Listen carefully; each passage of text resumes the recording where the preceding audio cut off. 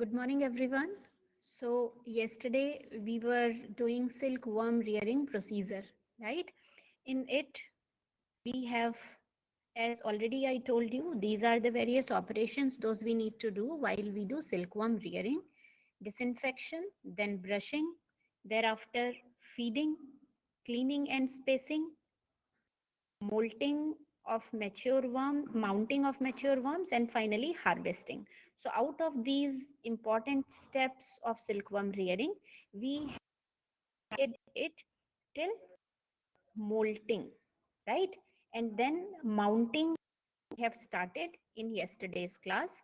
So we'll start from there, like disinfection we have done.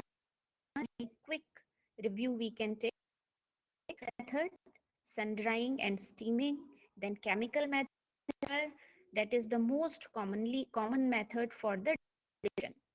Then as we start rearing the worm in their larval stage, we have to maintain the temperature and humidity conditions, right? For all the stages, there are different temperature and humidity conditions required.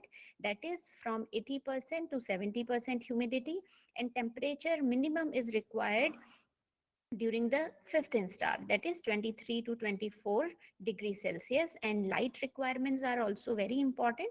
So dark as well as a dim light that is required, not the bright light. Please mind it. Fine. Then various methods how we can maintain the temperature and humidity during various seasons. Like during dry season, you can use wet gunny bags. During windy seasons, you can close all the doors. Fine. Then brushing we studied. Brushing, time of brushing is 10 a.m. Brushing means the recently hatched larva we have to transfer to the rearing tray from the egg card or the black box, right? Then brushing's three methods.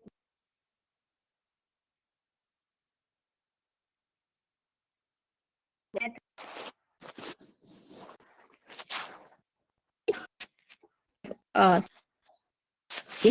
that is very, very important. Quality of leaf we need to assure. Good quality leaf will give us healthy larval growth. Healthy larva means finally we will get healthy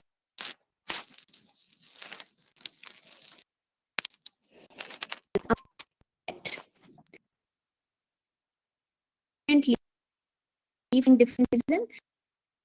As already told you, around 90 to 90% feed they take during their fourth and fifth instar.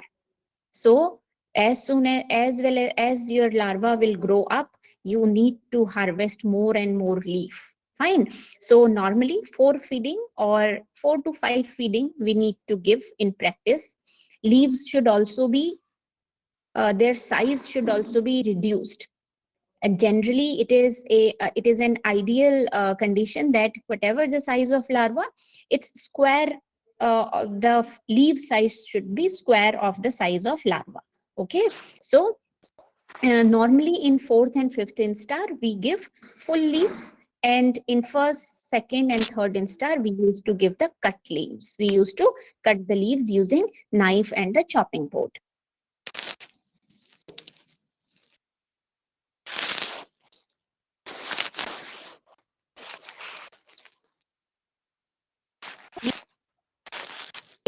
Like in first instar, you have to go for one cleaning only, that will be pre-molting. Thereafter, in second instar, you have to give two cleanings. One is after molt, second is before molt. Same in third instar, you have to increase the cleaning because they are eating more, now. So first cleaning will be after the molt, second cleaning will be in middle of the instar, and third cleaning will be before the next mold. In fourth and fifth instar, we have to do it on everyday basis, right? Then bed cleaning methods are also similar to what we talked about previously in the brushing. You can use husk, you can use net, or you can combine net and husk, right? Like in this picture, I have shown you how we can do it. Then thereafter, spacing. Spacing is important. In spacing, one has to, because there is increase in the size of the worms. So we have to give more and more spacing with increasing instars, right? So when larva is reaching from first instar to third instar, you have to increase the size of its rearing beds by 2 to 3 times, right? Means right now if you are doing it in first instar, you have one tray, then by the third instar you have to increase the rearing trays to the three, right? So like this you have to move. When from third to fourth instar, it will go again 2 to 3 times increase in space is required. And finally, in fourth and fifth instar, further 2 times increase in the space is required. So all this increase in space, you can add it with the cleaning. Whenever you are cleaning the worms, at the same time, you can increase the space for them. So while cleaning it, when you will pick the net, half of the larva you can keep in one tray, half of the larva you can keep in another tray, right? Normally it used to be done so that minimum disturbance to the larva should be there. However, it is very important to take care of the molting stage. When there is molting stage, they should not be disturbed. They require, during the molting, they require um, undisturbed things, right? They do not want to get disturbed. So normally in molting, it takes around 15 to 30 hours. That time condition should be relatively dry and no disturbance. Fine. So if you want to make conditions relatively dry, for that what you can do, you can sprinkle lime powder. You can use Resham Kida Oshad that is being developed, formulated by the CSRTI Mysore. CSRTI is Central Sericulture Research and Training Institute, or another medicine is Libex, right? So Libex you can use, that is developed by CSRTI Behrampur. Fine. So this Resham Kida Ausad or Libex, these two disinfectants, they are formulated particularly against the muscardine disease of the worms. Fine. So till this point, as we have done yesterday. Now we came to the mounting in yesterday's class. Today we will take it up further. Fine. So here in mounting, as we have talked about mounting during while we have studied about silkworm rearing equipments, right? So mounting, as we all know, it is transferring of mature silkworms from rearing beds to the mountages, right? And why we do the mounting? So that they can do spinning nicely. Mountages usually they support the spinning, right? And in general, mature worms needed an area square to its body length to spin the cocoon. Fine. So while they were searching for isolated places, if we will provide them the mountages, they will be able to spin the cocoon in better environment. So if they will do it in better environment, we will get the healthy cocoons. So we do the mounting. Now, first method for the mounting that one can use is the hand picking, right? Now, hand picking, as name is saying, it is very simple. What we can do, one by one, we can pick the mature worms and we can collect them in a tray. Then we can transfer them to the mountages. But this method requires more labors, right? More time will be required. However, it is highly advantageous, like as only ripe worms we will pick up and we can distribute them uniformly on the mountage. So if uniform distribution will be there, the mixing up of the cocoons, doubling of the cocoons, that kind of problems will not come up. And if any larva is injured or diseased, that can also be recognized and can be removed. By this way, we can get healthy cocoons. As I have shown you this thing yesterday, now, if hand picking is being done, you can pick each and every larva. You can see here how they are gathered. But if we have done hand picking, we can keep them, each one of them, on all these spaces. Those are present here, right? So hand picking has this advantage. Then second method of the mounting that one can use is the simultaneous mounting. Simultaneous mounting is When we will see that there is good number of mature larvae are on the tray, what we will do, we will collect all of them. We will not see whether only ripe one we will take up. When we say like around 90% of larvae are looking mature, then all will be collected and all will be transferred to the mountage. So it will have disadvantage also, because there is mixture of the matured larva, over mature larva, as well as immature larva. They all will be kept in mounting, in the mountages simultaneously, right? So the cocoon that will be formed in the mountage, that will not uniform.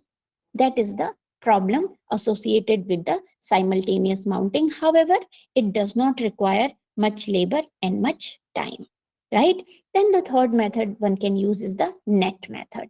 Net method mein kya hota hai? When you will notice that ripe worms are there, what you can do, you can simply keep the cleaning net over it, right? So cleaning net, as we all know, cleaning nets, they have meshes on them. So in through that net, the larva that is ready to mount, that will crawl up. It will come crawling up, and then the one that is unripe, it will keep on feeding, khata rahega, right? And the one that is mature, that is ready to spin the cocoon, because that larva is in search of isolated place. So that larva will crawl up on the net. Then you can pick the net and you can shake it on the mountage, right? Whatever mountage you have. That may be the Chandrika, that may be the any other, say, plastic mountage that we have, that may be the brush mountage, that may be the cardboard mountage, all that can be used. Then we have talked about branch method. Branch method is also similar to the net method, but difference is, instead of net, what we will use? We will use small branches, right? Like in net method, we were keeping net over the tray. Here what we will do? We will keep small branches on the rearing tray, and then the ripe worm will crawl on those branches. Then we can take it and we can simply put those larvae on the mountage, right? Then free mounting is also one of the method, right? In free mounting, what usually done, the larva, those are ripening early, they will be handpicked, right? And other larva, they will be allowed to crawl up into the mountage.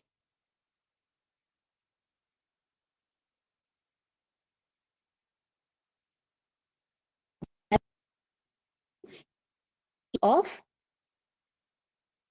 right? If you remember, while we studied rotaries, I have shown of rotary mount, right? It was kept on it. That rotary mountage, mountage will be on the rearing trays. Larva will crawl up over it. But in we do not use this method. We use basically either hand picking, right? Or we use net method. These two methods we generally use. And here in this picture, you can see the larva in the cardboard mountage. It is spinning the cocoon. It is using the walls for spinning the cocoon, right? So this is the beauty of those mountages. They are giving it isolated space. Now it is also very important for a rearer to know about the precautions during mounting, because mounting is one of the another very important step in the process of rearing, right? So what precautions one should follow? First thing, only ripe worms should be kept on the mountage. Otherwise, what will happen? There will be non-uniform spinning of the cocoon, right? So it is very much important to keep only ripe worm. As much as possible, one should go for keeping the ripe worm there, right?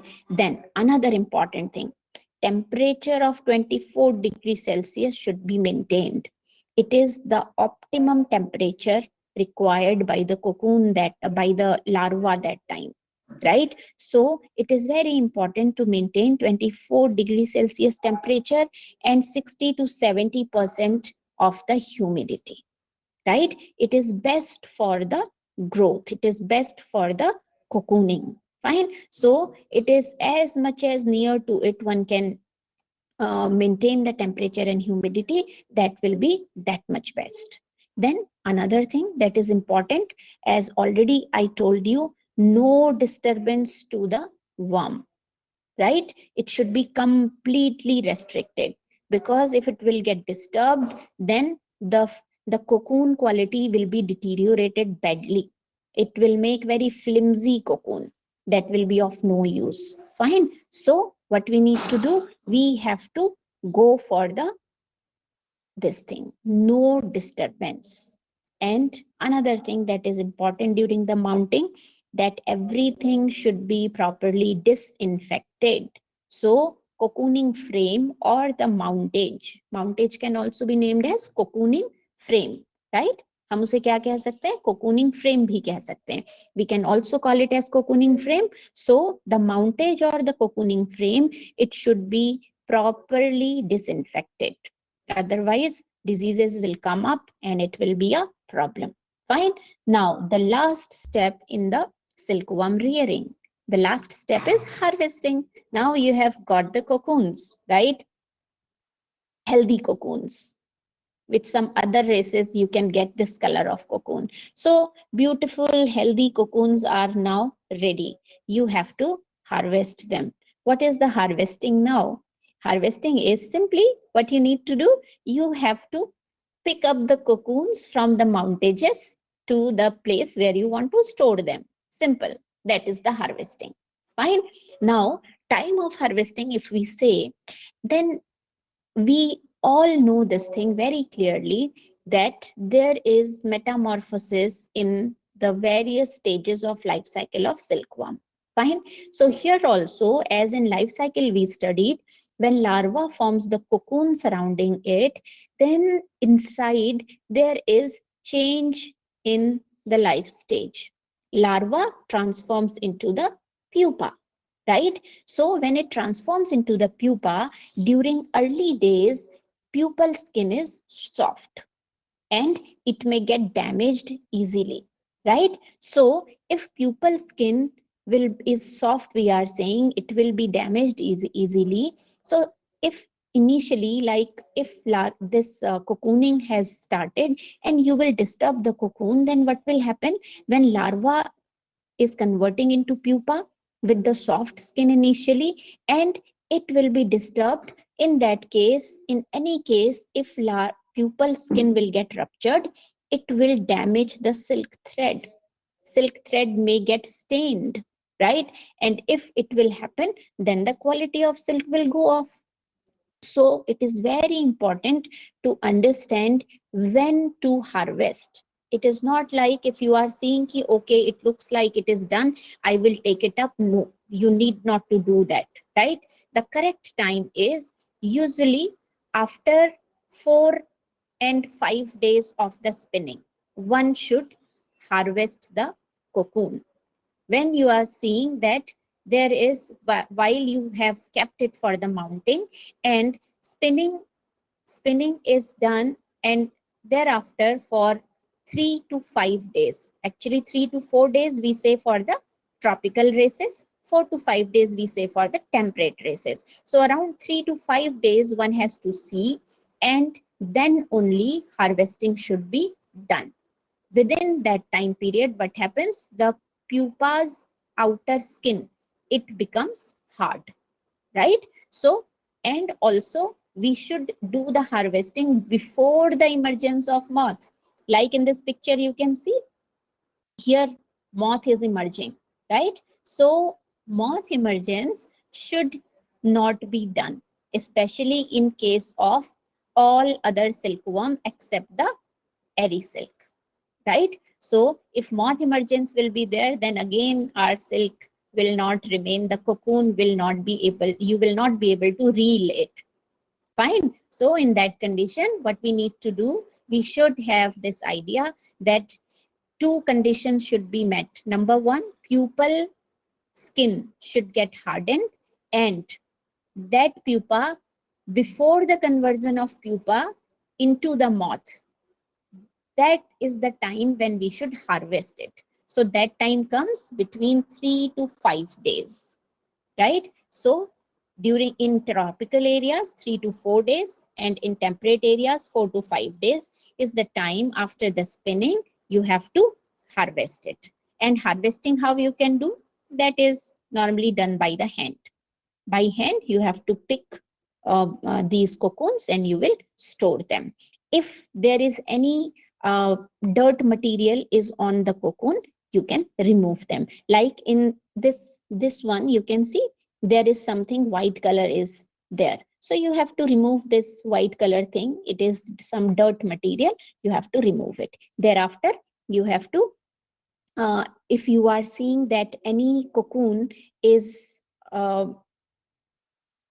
damaged or defected, that also one need to separate during the harvesting. And with it all, now after harvesting you will keep it for the storing, right? And with it your all the procedure of rearing of silkworm completes, right? So it is all about the various procedures those one need to take up while during doing silkworm rearing.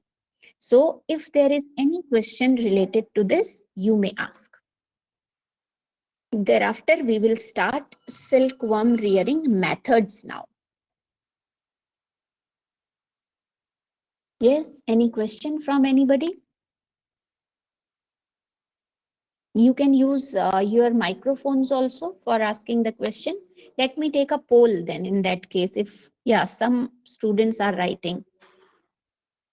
Harvesting, all right, yes, Deepesh, surely. See, harvesting, what is harvesting? Basically, as I told you, harvesting is removal of prepared cocoon from the mountage to the storing area. That is the harvesting. Fine. Now, is it clear that removal of the cocoon from the mountage to the storing area, right? Now, for the harvesting, it is important to understand at what time we should harvest it. Harvesting time usually is 3 to 4 days and 4 to 5 days of the spinning in tropical and temperate races. In tropical races, as we know, we have talked about it, we have studied about it, that tropical races have smaller life cycle. Temperate races is comparatively longer life cycle. So every event of the life cycle is also reduced for the tropical races. That is why for harvesting also there is 3 to 4 days of spinning is the correct time of harvesting. Whereas in the temperate races, 4 to 5 days of spinning is the correct time for harvesting. Now, question arises, why 3 to 4 days or 4 to 5 days? Why not immediately after the cocoon formation we can take it out? So there is two reasons behind it. Number one, as we know, why cocoon is formed? As I told you, cocoon is basically the protective covering for the pupa. Larva is now converting into pupa inside the cocoon, right? So initially when pupa conversion is there, its skin is soft, right? When anything is soft and we will disturb it, then it will get damaged. If pupa will get, like, pupal skin is soft and you have taken up the cocoon, and then in that case definitely pupa is going to be disturbed. If its skin will get damaged or any rupture in the skin, then there will be some kind of fluid come out and that will stain the cocoon. And when it will stain the cocoon, cocoon's quality or the silk quality will be reduced, right? This is the one reason for 3 to 4 or 4 to 5 days, that we have to wait for the pupal skin to get hard, right? So within 3 to 5 days, pupal skin gets hardened. And then when it will get hardened, you can simply pick up the cocoon. There will be no damage to the pupa pupal skin, so there will be no damage to the cocoon. There will be no staining on the cocoon. Second reason why 3 to 5 days is we have to harvest the cocoon before the emergence of moth. Because if moth will be emerged, then what will happen? Moth emergence means there will be the hole on the cocoon. When there will be hole on in the cocoon, then it will the continuity of the thread will be now not there. So thread continuity is has gone, and then if it will not remain continuous, then you cannot reel it. Simple, इसकी railing नहीं कर सकते. इन machines we cannot reel it because after every a few meters it is there will be the broken thread, so regular reeling is not possible. So what we need to do before the emergence of moth and after the hardening of pupil's skin, we have to harvest it. So for that 3 to 4 days and 4 to 5 days are recommended usually for the tropical and the temperate races respectively. And how you can remove them from the mountage with the help of hands. Simply, you have to pick one by one with hand, and also you remove if any dirt is there, and also you have to thereafter, if any defected cocoon you can find, that also need to be separated, and all the healthy cocoons you can keep in a storage house or storage box, whatever you do have. Right? Is it clear, Deepesh, now?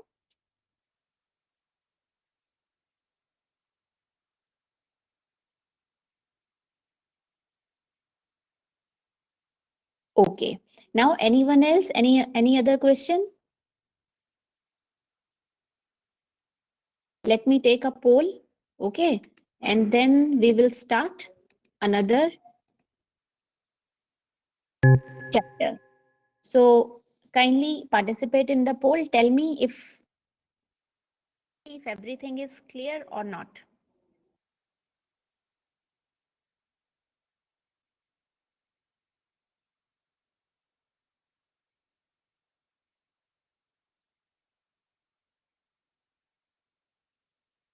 Yes, yes, Tanishq, what did not you get? Tell me. You can use your microphone also. Yeah, Tanishq and Charu. Tiron, I understand, beta, you have joined today itself, so it will be difficult for you to catch up quickly. Okay, Tanishq, you thought the poll is for doubts.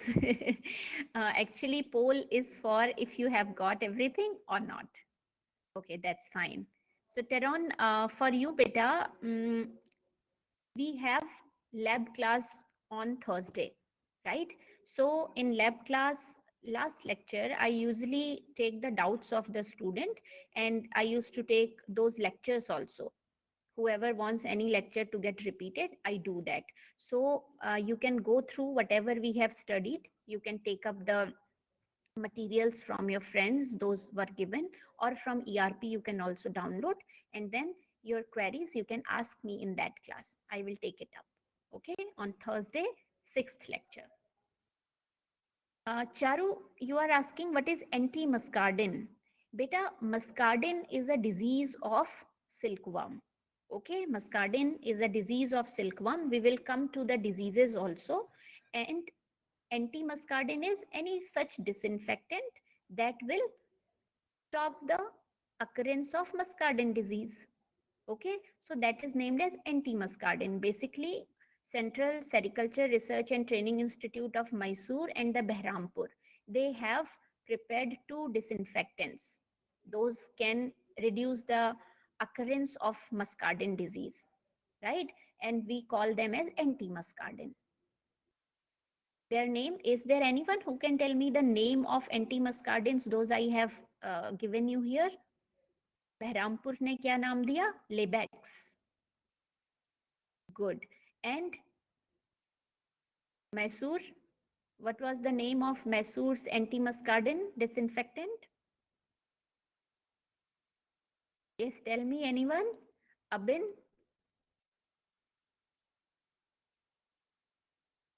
It was Resham Kida Oshad. Yeah, Rini is telling something. Resham Kida Oshad is the name. Okay. So, yeah, very good, Rini. It is Resham Kida Oshad.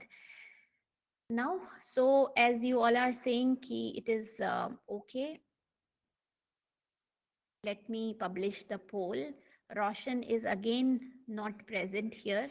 Every day it happens with you, Roshan. I have to talk to you separately, it seems. Let me publish the result of it. However, those one question I have taken up, one out of three no, one student he has just joined Teron, and Tanishq by mistake he gave it. So it seems result is 100%. So we can now move forward. Okay. Now let me take next chapter, that is rearing methods. Till, till time what we have studied various procedures of silkworm rearing, right? Now in every step, like for disinfection, we said there are 2, 3, 4 methods we can use them. Similarly, we said for cleaning, we can use net method or husk method like this, or the combination of those.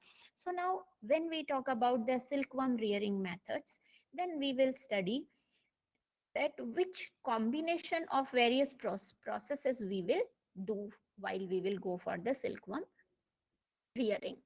Okay, so now first thing here we have silkworm rearing, as we already studied that silkworm according to their instars, right? We have young age worms and we have mature worms or late age worms, right? And we also are very nicely acquainted with the term that is chalky, right? Chalky. Chalky is a term that we use for the young age worms, first, second, and third instar worms. So the method of silkworm rearing is different for the chalky age worms and the late age worms, because we all know the requirement for the chalky worms and the late age worms is slightly different. So we have different method for the chalky rearing and for the late age rearing. So we can say that rearing method can be divided into two, right? The first is chalky rearing, another is late age rearing. So chalky rearing का क्या मतलब है? Rearing of the young age larva. Young age larva means first, second, and third instar larva. Late age rearing, what does it mean? Rearing of the mature larva. Mature larva means fourth and fifth instar larva. Fine. Now here you can see chalky rearing can be done by these four methods. First, paraffin paper rearing. Second is box rearing. Third is new net method. And fourth is cooperative rearing. And out of all these four methods, let me tell you, cooperative rearing is considered as the best. Okay, cooperative rearing is the best rearing method out of all the four methods those we have. Then in late age rearing, we have three methods: shelf rearing, floor rearing, and shoot rearing. So one by one, we will take them up. We will start with the chalky rearing. Chalky rearing means young age rearing. Now, who will tell me young age means how many instars? Yes, Tanishq, will you tell me how many instars will be in the chalky rearing?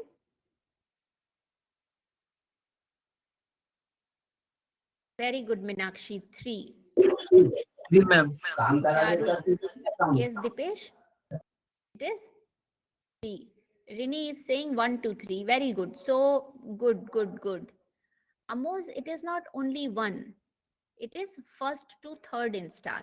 All the three initial instars. Okay. So very good. Shrishti, Pushpanjali, Mohammad Javed, Om, Shalini, Charu, Minakshi. You all have given correct answer, so it's good. Now here, first of all, that is important while studying the procedure. What I told you, it is important to maintain temperature and humidity. So for this, it is important for us to remind it what is the temperature and humidity requirement during the chalky rearing, first, second, and third instar larva.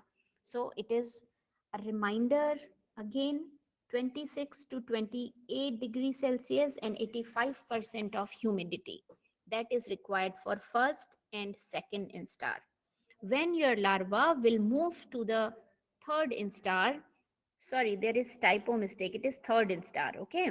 So while it will move to the third instar, its temperature requirement need is reduced. It requires 24 to 26 degrees Celsius temperature and decrease of 5% humidity you have to do. It is 80% humidity.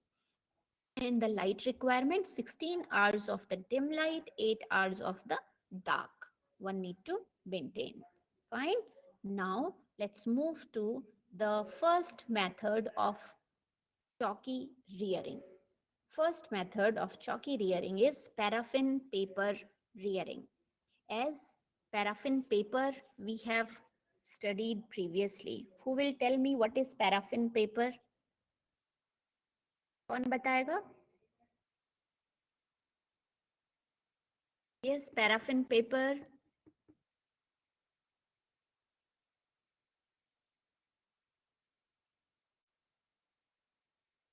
Tell me quickly.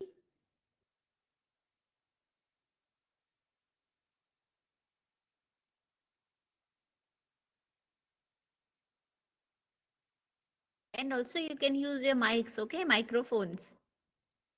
Ma'am, what is your question? Can you repeat it? Dipesh, bit louder, beta. What is your question, ma'am? Question is, what is paraffin paper? Where were you? Very good, Suraj. Suraj is writing paper that is coated with wax. Perfect. Perfect answer. So paraffin paper is simply along with Suraj, Shrishti, Minakshi, Rini, all have given correct answer. So very good, beta. Paraffin paper is paper that is coated with wax so that it can avoid the loss of moisture. Fine. It will maintain the humidity. It will save the leaves to get dried, right? From getting dried, it saves the leaves. So we use the paraffin paper on the rearing bed. This we have studied while we talked about equipments or implements of silkworm rearing. Now, paraffin paper rearing, what is it? As its name is paraffin paper rearing. So what we do, the bed is prepared of paraffin paper, right? So preparation of rearing bed on rearing tray is by the paraffin paper. And it is not like it will not remain only on the base, but on above of the rearing tray, you also have to cover it with the paraffin paper, as here you can see, right?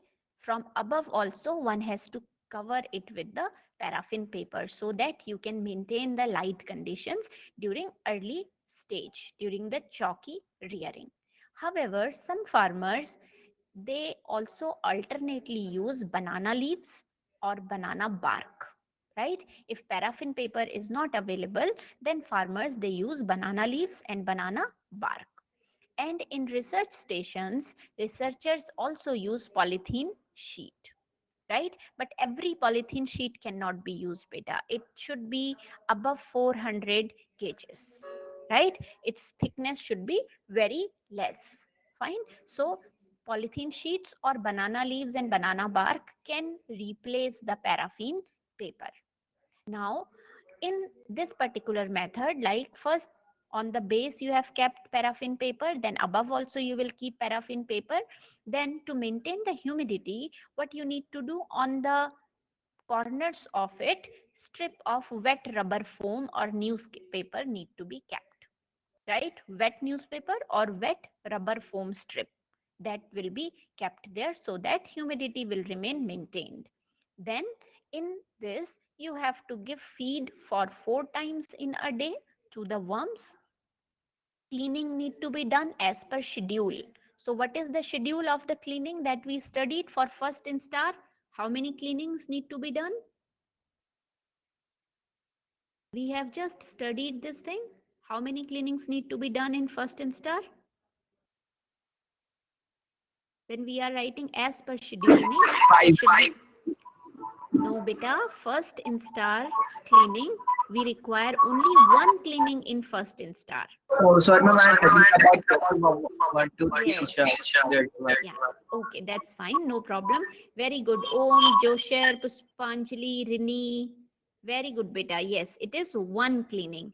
Then in second instar, you have to go for two cleanings. One cleaning after mold, another cleaning before mold. Fine. In third instar, you have to go for three cleanings. One cleaning after the mold, second cleaning in the middle of instar, third cleaning before the mold.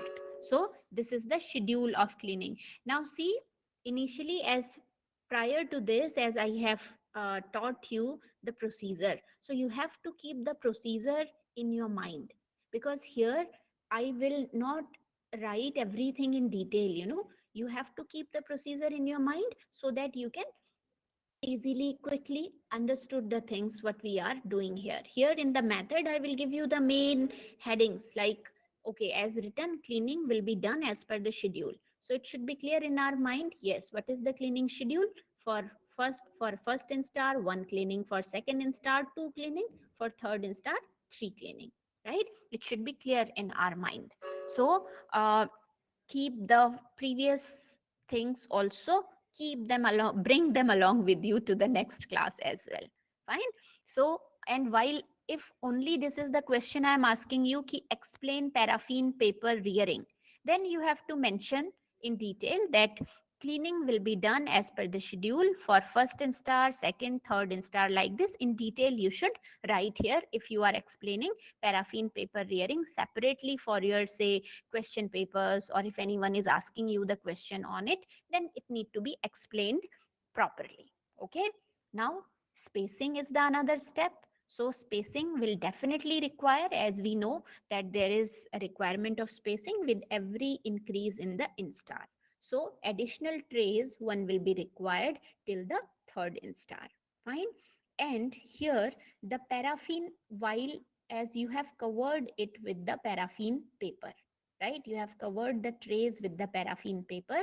So before giving them feed, you have to remove the paraffin cover 30 minutes prior to each feeding. Right, before 30 minutes of giving the feed, it should be removed. And also paraffin cover should be removed during molting. For 15 to 30 hours when molting will be there, during the time of molting, paraffin cover should not be there. It should be removed. Fine. And here, during the initial stages, during the chalky rearing, incidence of muscardine is very high. Mind it. It is very important for the rearer. Differences must be seen very, very precisely. Right? So very keenly it should be observed that there should be no attack of muscardine. Because if muscardine will attack, then whole tray used to be very quickly destroyed. So it is very important to go for the lime powder application, as I told you, right? Or you can go for the use of uh, Resham Kira Aushad or the Libex, right? So it is very important to go for the anti-muscardine measures during the early stage, right? So in paraffin paper rearing, all these you need to do. I hope it is clear to you all. Did you get it? The first method of chalky rearing. Yes, did you get it?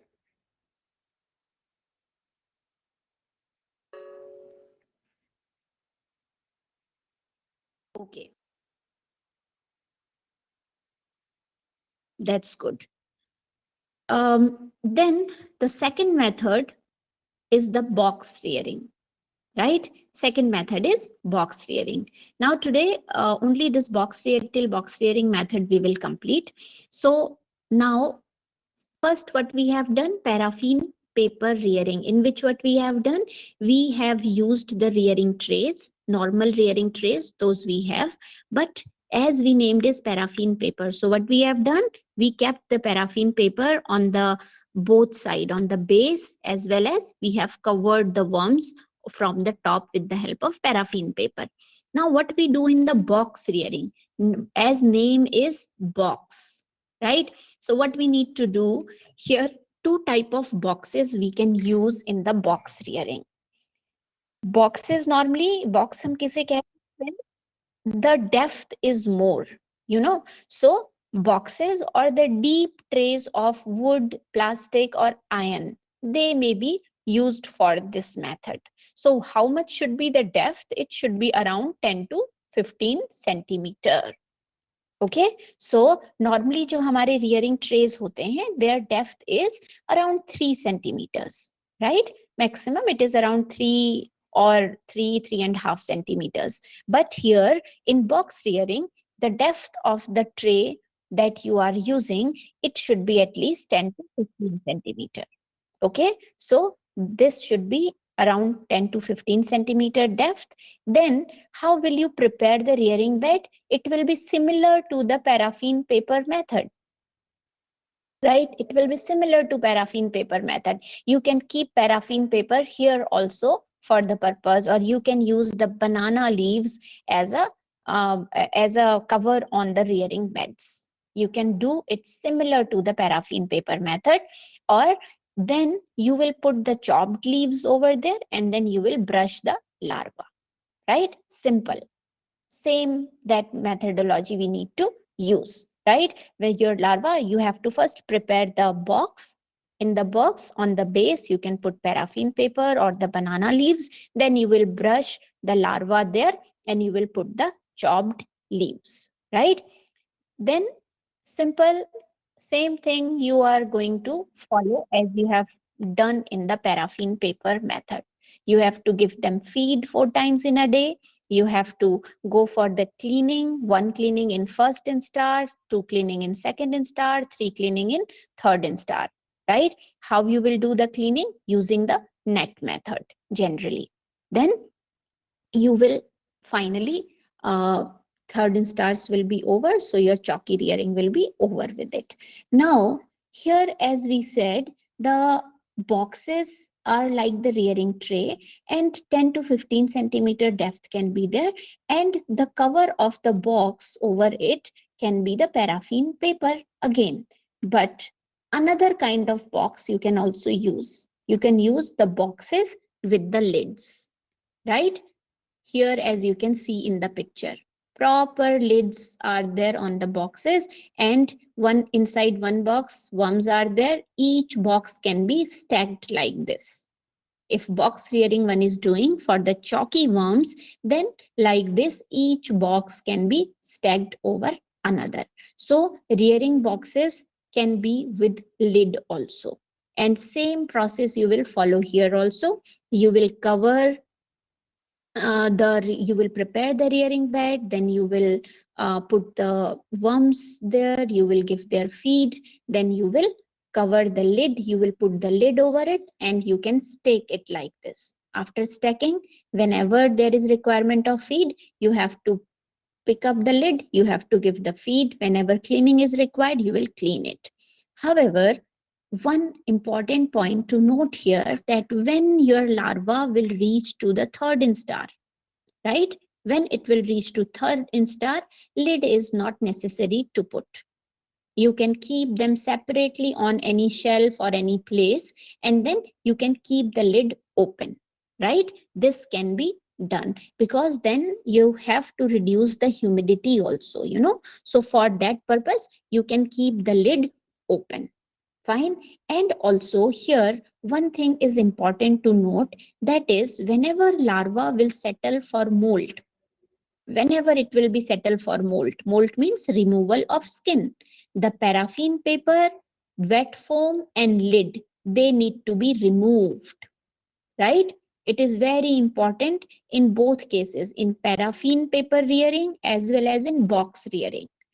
If we have used paraffin paper or we have used wet foam or the lid, we have to remove all these things. If lid is there, it should kept open. Paraffin paper is there, it should be removed. If wet foam is used there, it should be removed. Why we need to remove it?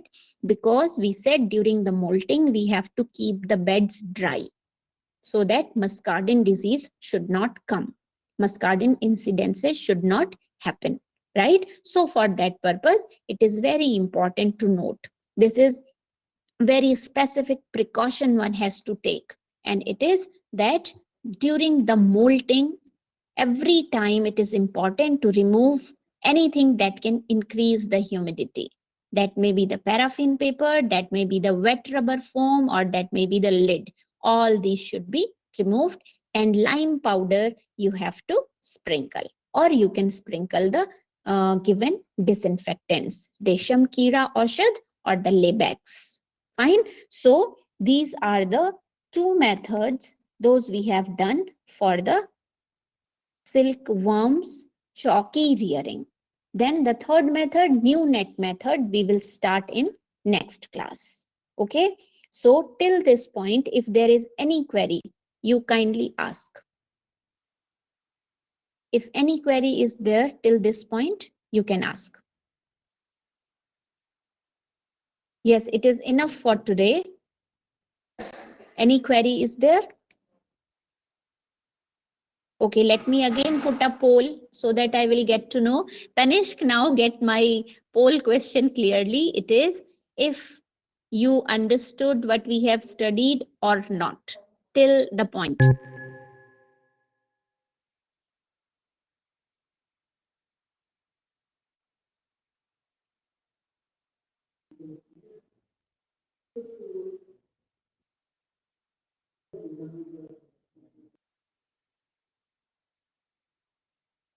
Yes, what about others? Rini, Roshan, Michi? Okay, it seems Rini's network is not well, no? Michi? Okay, so poll result says again Teron as he has joined new. So no problem, Teron. Very soon you will cope up with the things. Okay, don't worry. We will. You definitely tell me if there is any topic you want that we will take in Thursday, 6th class for you. Fine. So all right then. If everybody has got the things, then we can stop it here. And from in next class, we will start with the chalky rearings next method, that is new net method. So thank you very much everyone. See you all soon in next class. Take care till that time.